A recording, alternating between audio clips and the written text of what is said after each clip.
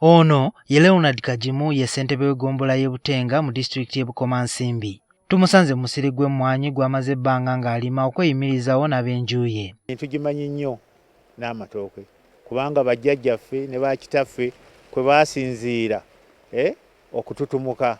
Kyokka ono mu kiseera kino wadde nga mukulembeze tanaba kutegeera nsonga lwaki gavumenti eyagala kubawandiisa.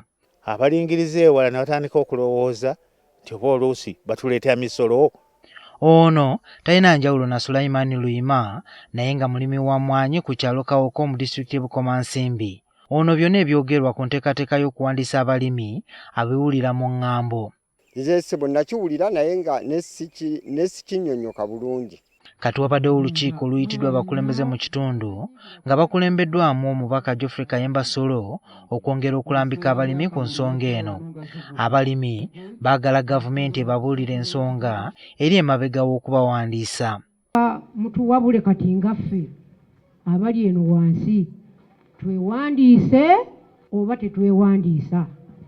Naye nze kyemmanyi era kyendowooza buli muntu lwagezaako okunoonyereza ekintu wa gye kiva abaako n'omusolo gw'aba ayagala omubinika.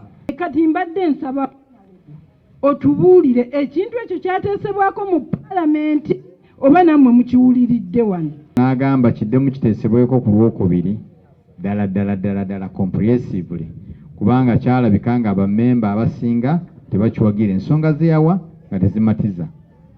Emmwanyi kye kimu ku byettunzi mu disitulikiti eno era bagamba ekyusizza obulamu bwabwe. Kituyamba nnyo n'abantu baffe bafunamu n'obugagga obusinga kyova olanga bw'oyita mu bitundu nga Bukomansimbi obwavu si bungi ng'obuli mu bitundu ebirala.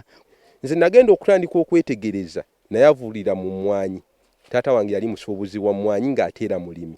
Ne njavulira mu mmwanyi era nkimanyi emmwanyi kyekola ki kyetegeeza.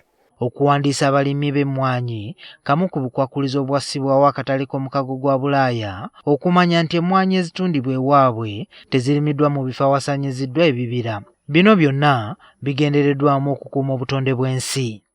Juma Kiriya, NTV ku ssaawa emu.